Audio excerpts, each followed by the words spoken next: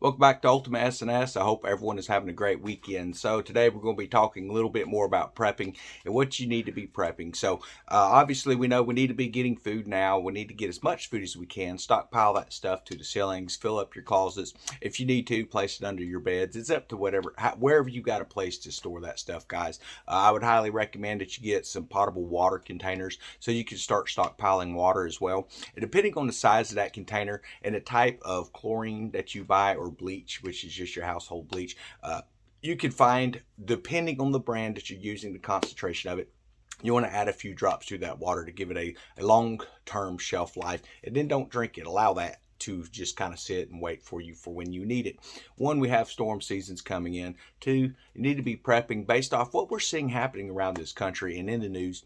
We already know that the representatives that we elect, they seem to hate the American people any other time but election time. I wish everyone could have actually wake up to that fact.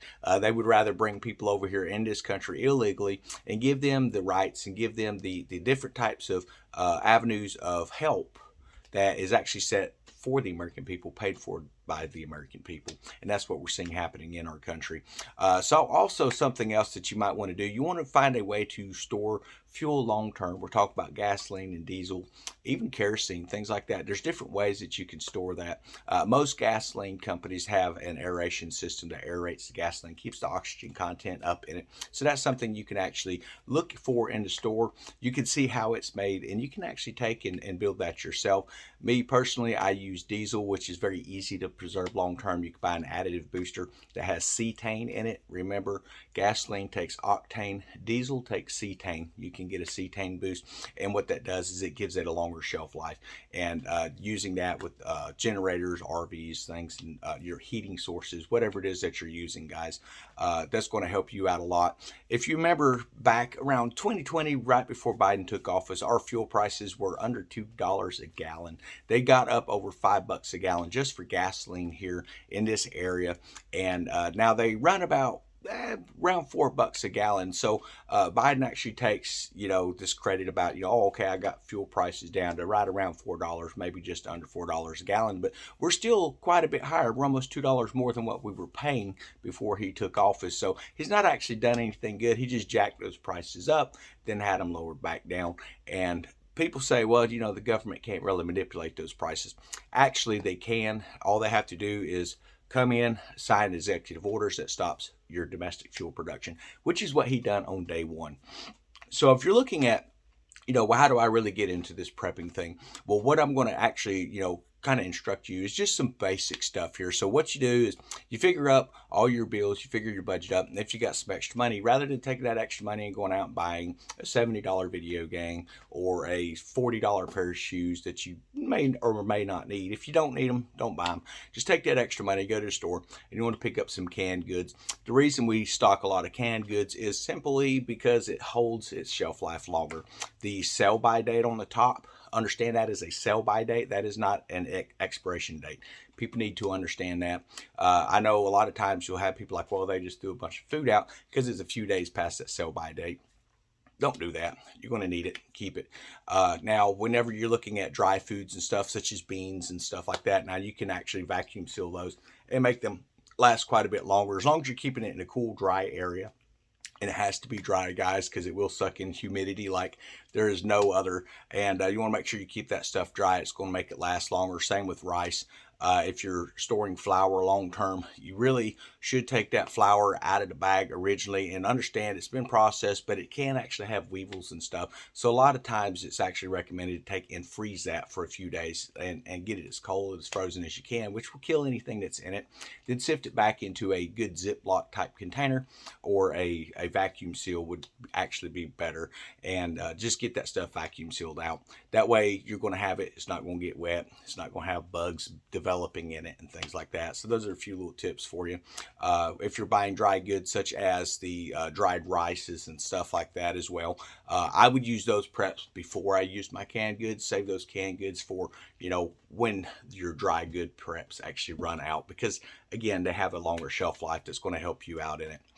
But when you go to the store and you see these prices of everything, I mean, cans of vegetables that was originally cost around 68 cents are now upward of like $1.27. So yes, you're not going to be able to prep as much as fast as you used to be able to, but you can still get some preps in, even if you're just buying, 5 or 10 cans a month. That's going to build up over time.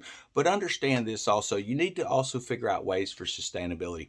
For those that are new to the channel, Ultimate S&S, the S and S is for sustainability and survival. And we're not talking about just physical sustainability of food or surviving just a physical way. We're also talking about the spiritual survival and sustainability that you're going to need, because one, you're going to need your heart set in the right place. You're going to have the proper mindset, because things are about to really change drastically in this country. We see all of the unjust and the perversions and things like that are now being legalized. And it's actually, these laws are also making it so that if you don't want to practice those, if you don't want your children practicing those, they will be able to come and take your children away from you. They just passed that in New York here recently. They said that it's actually child abuse if you don't allow your children to go to these special classes to teach them gender studies and things like that, or critical race theory. People need to understand that CRT is not about accepting everyone for who they are, regardless of skin color. What it is a way to brainwash your children into hating Caucasians. That's what it is, guys. That is about as racist as it gets. Well, it's not as racist as it can get, but it's pretty bad. We're seeing all kinds of stuff. There was a TikToker that was up, and they were calling all Caucasians parasites and all this other stuff. And, it's just some young kid wanting to, reach a certain community. And you need to understand, a lot of stuff that you see on TV, it may not actually reflect the way they really feel about stuff. They're just trying to fit a popular group for their niche to get views. And so that's one of the things on this channel. We actually try to bring you truth. And the best way to bring you truth is it has to be rooted within the Word of God. So there's a lot of people have a misconception about prepping that, okay, well, you're not putting your faith in the Lord. Well, no, that's not true. We put back food the way that we can, but understand, you're not going to be able to put back enough food unless you're a millionaire. You're not going to be able to put back enough food that's going to last you as long as it's fixing it's fixing to get really bad. And unless you just really have a lot of money, you're not going to get a 2 or 3 or 5 year supply of food anytime, just like that. So you need to get back what you can, and then understand in faith that, just as it was when Jesus and the disciples were walking through the wilderness and they were gathering people as they were coming because they wanted to hear what the Lord had to say. He comes up to a point and the disciples like, we need to disperse these people because we don't have anything to feed them with. It's been a while. They've not eaten, they've not drank anything in a while. And the Lord says, well, you know what? You feed them. Here's what I want you to do. I want you to go out and get whatever you can. And they came up, they only had a few fish and some loaves, and we're talking thousands of people. And it was more than one time that the Lord performs this miracle. And he takes what they have, he blesses it, and then they spread it out. And instead of being greedy and everyone just grabbing a whole loaf of bread and a fish or whatever, they're just taking what they need and it's spreading across. And as they gather it back up, what they end up finding is they had way more than they started off with. So then you could pass that back around again as well. So the Lord will stretch those preps. For those who have never, and I don't even know if it's required reading anymore. It used to be required reading in the school. It was about the Holocaust, Corrie ten Boom, and it was talking. If you ever read in there, you really see where the Lord has actually taken and spread things in modern times. Whether it be vitamin supplies or even food sources and stuff. He was able to give them enough to keep them alive. And people need to understand we're used to a season of plenty, but there's not always a season of plenty going to be there, because we will be handed up to persecutions. And what makes persecution so easily manipulating on the mind is people will be going without food, they'll be going without water, they won't have as much as they used to, but then they'll see this other section of society that falls to sin and follows sin and even celebrates that sin. And that's what we're seeing happening today. Even on platforms like this, if you come up, you could very easily make a platform that makes you, quite a bit of cash. All you have to do, ladies, is be willing to jump up and sell your bodies. They love it. They will pay money to see it. I pray that you don't do that. Don't fall to that. Guys, the same thing. But also, if you will join in with the celebration of these different types of sins, and we're seeing a lot of these new channels popping up. And a lot of it is because we get these surveys. For people who don't know, YouTube creators get surveys, and they ask what kind of a category that you fit into. Do you fit into LGBTQ? Do you fit into African American? Do you fit into, Spanish, Latino, and all these things? And if you're in these different types of groups, and they'll ask like personal questions, and if you agree with the sin, you're going to see a larger push for your channel, and that's what we're seeing happening. And then they want you to push that on your channel, and you're going to get backing from the main YouTube groups and stuff. So that's why it's important that you hit the thumbs up button, guys, because that's what makes these videos. If you're not getting that backing from YouTube, you need to hit thumbs up. Just give it a like, guys. Comment in there. Maybe you think we're complete quackpots. Maybe you have questions that you can ask. And understand, on this channel, I don't always have the answers, but we are a community of people, and we can typically, someone will have that answer for you. They will have advice that can help you, especially in your area, because maybe you live up north or out west. Maybe you live in a totally different country. This channel has had a further reach than what I realized it would. I mean, we have people from Indonesia, we have people from Australia, we have people from Puerto Rico, and you name it. It's all over. It shows the demographics where this channel's reached, and I was really surprised. But that's why I feel it's so important to really focus in on not just the physical prepping aspect, but to help make sure that you're understanding the truth behind what we're doing. We are, just as the faithful virgins, we are gathering, we're being responsible with our materials, with our stocks and stuff like that. And we're not being foolish out there in the world. But there is a day where we know that those who are being foolish, they will come and they will want what we have.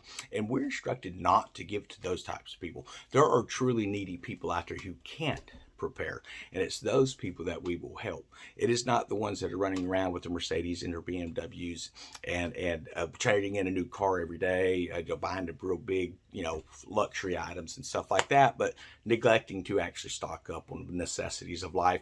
If you look at any government page for any government in existence, and we're talking about all of our modern countries, they're telling everyone to have at least 6 months, but preferably up to 2 years supply of food stockpiled. That's on their pages, guys, because they know something's coming, so they'll post it out. They don't really tell you much. It's up to you to get the information out there. But when you realize what's happening and you're seeing the prices going up, it should be setting off some alarms for you to realize, hey, maybe it's time that we actually start taking this prepping stuff serious. But anyway, I hope everyone's having a great day. Again, get food now. Don't stop prepping, folks. You want to make sure that you're stockpiling as much as you can, because there's a day where you're going to need it. There's a day where your loved ones are going to need it. And, I won't turn away a loved one. I am the type of person that I try to do what I can to help people out. But also, I'm not going to be taken advantage of either. So that's something to think about, too. Have a wonderful day.